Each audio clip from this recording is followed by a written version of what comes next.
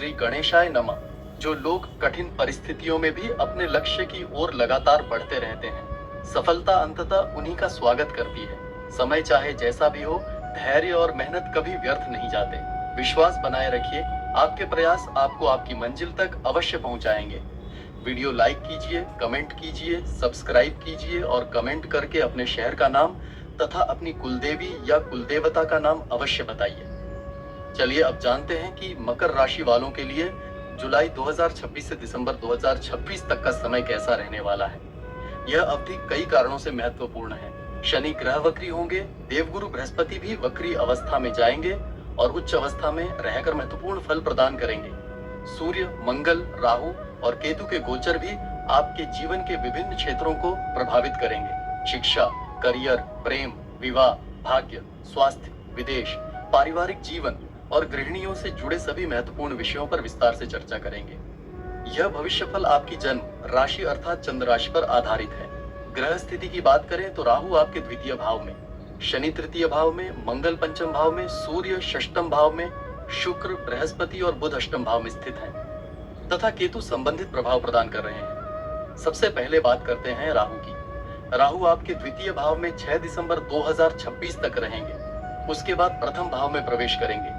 मैं आपसे एक बात जानना चाहता हूँ, पिछले 8 से 10 महीनों में क्या ऐसा हुआ है कि आप कभी कभी आवश्यकता से अधिक स्पष्ट बोलने लगे हो? कई बार मन की बात सीधे कह देने के कारण छोटे मोटे विवाद या गलत फहमियां भी हुई हो।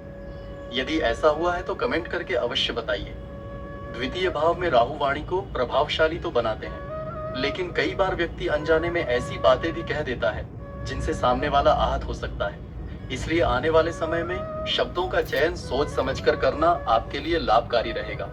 शनि की दृष्टि द्वादश भाव पर होने के कारण पिछले 1 वर्ष में यात्रा, विदेश, ऑनलाइन कार्य, डिजिटल माध्यमों या दूरस्थ स्थानों से जुड़े अवसरों में वृद्धि हुई हो सकती है। मार्च 2025 के बाद से यदि आपने कोई ऑनलाइन कार्य शुरू किया है, कोई नया कौशल सीखा है, विदेश जाने की योजना बनाई है, लंबी यात्रा की है या करियर एवं शिक्षा के कारण स्थान परिवर्तन के बारे में सोचा है, तो यह ग्रहों के प्रभाव का ही संकेत है।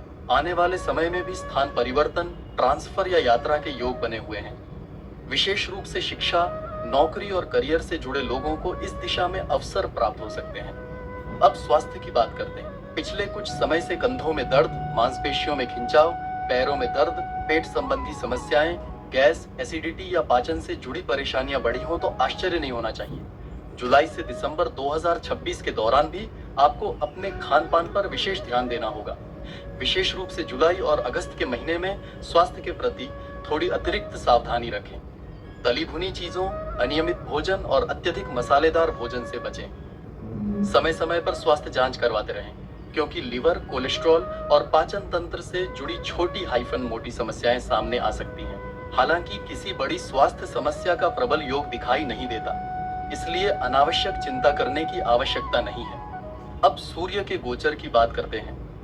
वर्तमान में सूर्य आपके षष्ठम भाव में स्थित होकर विपरीत राजयोग का निर्माण कर रहे हैं। 16 अगस्त के बाद सूर्य क्रमशः अष्टम, नवम, दशम, एकादश और द्वादश भाव से गोचर करेंगे। 16 अगस्त से 16 सितंबर तक सूर्य अष्टम भाव में रहेंगे। यह समय उन लोगों के लिए विशेष रूप से लाभकारी हो सकता है जो किसी कानूनी मामले, विवाद, कोर्ट कचहरी, फंसे हुए धन या सरकारी कार्यों से जुड़े हुए हैं। यदि कहीं आपका पैसा अटका हुआ है या कोई पुराना मामला चल रहा है तो उसमें सकारात्मक प्रगति देखने को मिल सकती है। सरकारी क्षेत्र, प्रशासन, राजनीति या नेतृत्व से जुड़े लोगों के लिए भी यह समय अच्छा दिखाई दे रहा है। सूर्य का अष्टम भाव में गोचर शोध, गहन अध्ययन, रहस्यमय विषयों और आत्मविश्वास में वृद्धि का संकेत देता है। कई लोगों को अचानक ऐसे अवसर मिल सकते हैं जो आगे चलकर उनके करियर के लिए लाभदायक सिद्ध होंगे। सूर्य का अष्टम भाव में गोचर व्यक्ति का आत्मविश्वास बढ़ाता है। विपरीत राजयोग बनने के कारण यदि आप किसी कठिन परिस्थिति, विवाद या लंबे समय से चली आ रही समस्या में फंसे हुए हैं तो उससे निकलने के अवसर प्राप्त हो सकते हैं। अब प्रेम जीवन की बात करते हैं। पंचम भाव में मंगल का प्रभाव और बृहस्पति, शुक्र तथा बुध का सहयोग प्रेम संबंधों के लिए सकारात्मक संकेत दे रहा है। यदि पहले किसी प्रकार की गलतफहमी, दूरी या मनमुटाव था तो वह धीरे धीरे समाप्त हो सकता है। विशेष रूप से 3 अगस्त के बाद रिश्तों में सुधार के अच्छे योग बन रहे हैं। अविवाहित लोगों के जीवन में किसी नए व्यक्ति का प्रवेश नई मित्रता या भावनात्मक जुड़ाव बनने की संभावना भी दिखाई दे रही है। बृहस्पति की दृष्टि प्रथम भाव पर पड़ने से आपके व्यक्तित्व में सकारात्मक बदलाव आएंगे।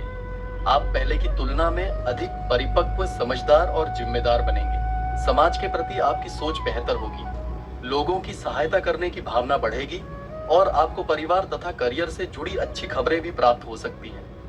हालांकि जब तक राहु द्वितीय भाव में है, तब तक अपनी वाणी पर विशेष नियंत्रण रखें।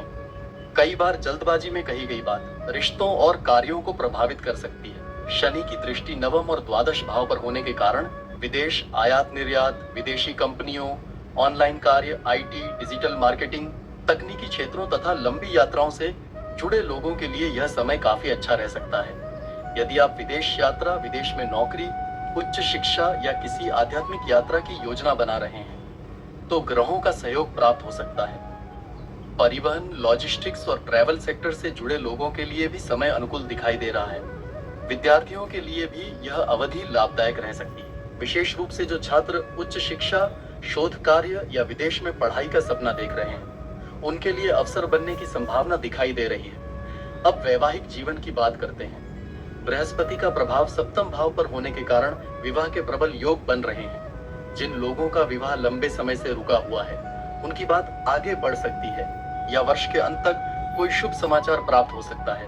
बृहस्पति जब उच्च अवस्था में होते हैं, तब व्यक्ति की महत्वपूर्ण इच्छाओं को पूरा करने में सहायता करते हैं। इसलिए विवाह, साझेदारी और जीवन साथी से जुड़े मामलों में यह समय काफी सकारात्मक रह सकता है। इसके साथ ही यदि आप पदोन्नति, नई नौकरी, बेहतर अवसर या आर्थिक प्रगति की इच्छा रखते हैं, तो उसके भी अच्छे योग दिखाई दे रहे हैं। ऑनलाइन कार्य, मार्केटिंग, तकनीकी क्षेत्र, आईटी और डिजिटल प्लेटफॉर्म से जुड़े लोगों को विशेष लाभ मिल सकता है, लेकिन सफलता के लिए अनुशासन, निरंतर प्रयास और धैर्य बनाए रखना आवश्यक होगा।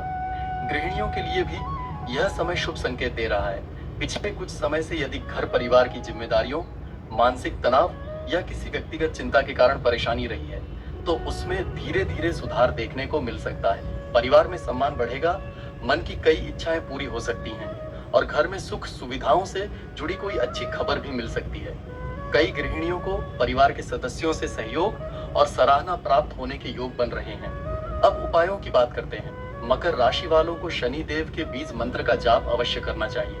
प्रतिदिन 108 बार जाप करना शुभ रहेगा। इसके साथ ही नियमित रूप से हनुमान चालीसा का पाठ करें, विष्णु सहस्त्रनाम का श्रवण करें तथा गायत्री मंत्र का जाप करें।